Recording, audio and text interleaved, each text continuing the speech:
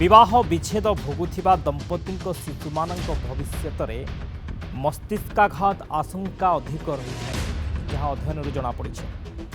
कानाडार Toronto विश्वविद्यालय गवेषक माने 13,205 जन 65 वर्षर अधिक वयस्क अमेरिकीय सामाजिक और शारीरिक स्थिति को तर्जमा करी ए सिद्धांत पहुंची।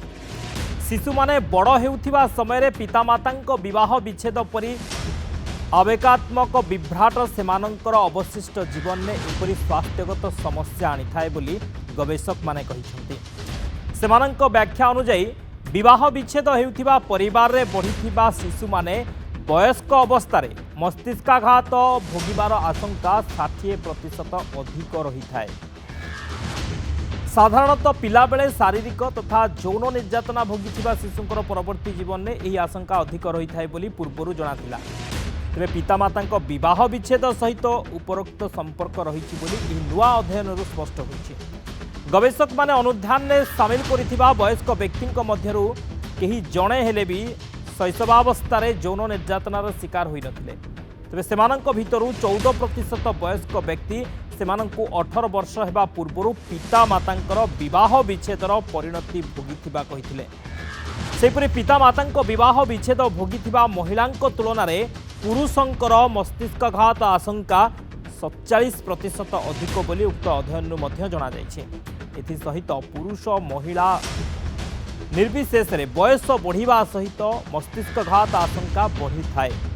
सेहिपरि मधुमेह रे आक्रांत व्यक्ति क्षेत्र में यह आशंका 37% अधिक एवं अवसादग्रस्तों क्षेत्र में ताहा 76% अधिक बोली मध्य स्पष्ट होइछे। तेबे यार संभाव्य कारण दर्शाइबा को जाई गवेषक माने कहिसंती जे विवाह विच्छेद बेले बेले पारिवारिक संघर्ष और उत्तेजना सृष्टि करिथाए। फल यार शिकार होइथिबा शिशु एकाधिक स्थान में पढ़िबाकू बा रहिबाकू बाध्य होइथाए। यह मानसिक स्तर में असंतुलन सृष्टि करी सेमानंक परवर्ती जीवन को यह प्रभावित करिथाए। 2022 मसीह अन्य एक अध्ययन जनापड़ा कि पितामाता विवाह विच्छेद भोगिथिबा 10 वर्षरु कम बयसर शिशुंक मध्य बयस बेले उच्च रक्तचाप भोगिबार आशंका अधिक रही है। सही शिशु माने परवर्ती समय मस्तिष्कघातर सम्मुखीन होबारे यह एक कारण हो पारे बोली गवेषक माने अनुमान करुछन्ते। तो संपर्क में विस्तृत भाव में आलोचना करबा मो सहित डॉक्टर सम्राट कर अछंती मानसिक रोग विशेषज्ञ ए संपर्क में आलोचना करबा। डॉक्टर कर आपको स्वागत करुछि नंदीघोष टीवी के।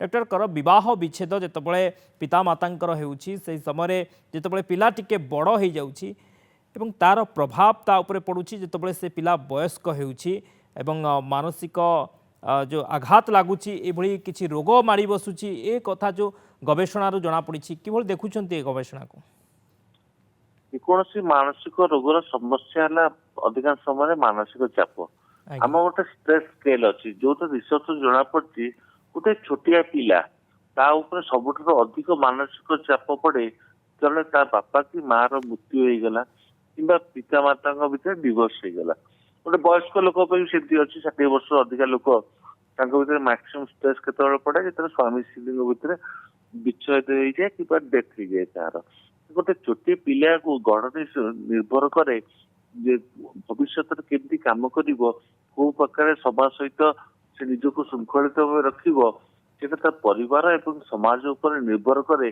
पिला दिन से केमती निजक गढ़ी केमती बापा माँ मैंने साहाଯ୍य कर परिवार लोक केमती अच्छा सोसाइटी समाज केमती अच्छा पाख पड़ोसी भी केमती अच्छा जो पिता माता झगड़ा चलती गंडगोल चलती आम यहाँ कहते लर्निंग रिजल्ट माने लर्निंग जहाँ देखे जहाँ शिखे सेटा ही से भाव कम करे पिता माता भर जो विच्छेद डेथ हो जाए से प्रभाव डेफिनेटली गोटे पिलाटा पड़े से देखे शिखे यहाँ नॉर्मल तार व्यवहार परिवर्तन घटे आम देखी मो पाक क्लिनिकाली बहुत पिला आसती बापा माँ मैंने नहीं आसती कौन से पिलाटी बहुत झगड़ा करुच्ची गंडगोल कर पार्टी कर पचारे आपण मान भर घर सब किए पार्टी करे देख बापा माँ को बनई माँ बापा को बनई बापा माँ मैंने बेसी झगड़ा कर पिला से शिखुची बापा माँ भर डिवोर्स हो पिलाटा से लर्निंग बा शिखुची से तार झगड़ा गंडगोल करवा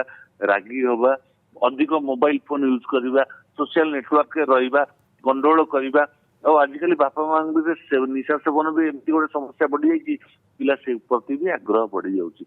ଯୋଉଟା ଦେଖୁଛନ୍ତି ସେଇଟା ଶିଖୁଛନ୍ତି, ତାକୁ ଫଲୋ କରୁଛନ୍ତି।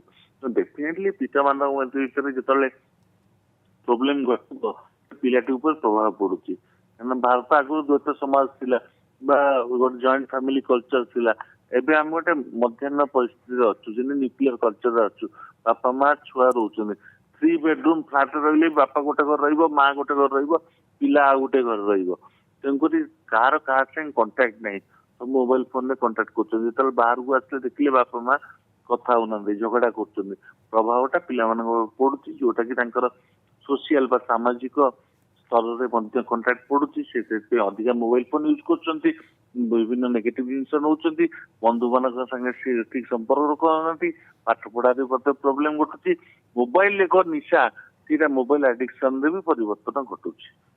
ଆଜ୍ଞା, ବହୁତ ବହୁତ ଧନ୍ୟବାଦ ସାର୍ ଆଲୋଚନା ପାଇଁ। ଆମ ସହିତ ଡାକ୍ତର ସମ୍ରାଟ କରୁଥିଲେ ମାନସିକ ରୋଗ ବିଶେଷज्ञ ଆମ ସହିତ ଏ ସମ୍ପର୍କରେ ଅଧିକ ଆଲୋଚନା କରୁଥିଲେ ଯେ ବିବାହ ବିଚ୍ଛେଦ, ଯେତେବେଳେ ବିବାହ ବିଚ୍ଛେଦ ହେଉଛି କୌଣସି ଦମ୍ପତିଙ୍କର ଏବଂ ତାଙ୍କର ପିଲା ସାମାନ୍ୟ ବଡ଼ ହୋଇଯାଇଛି ଏବଂ ତାର ପ୍ରଭାବ ଧୀରେ ଧୀରେ ସେ ପିଲା ଉପରେ ପଡ଼ୁଛି। ଯେତେବେଳେ ସେ ପିଲା ବୟସ ବଢ଼ୁଛି ଏବଂ ଯେତେବେଳେ ବୟସ୍କ ହୋଇଯାଉଛି ତା ଉପରେ ଏ ପ୍ରଭାବ ପଡ଼ୁଛି।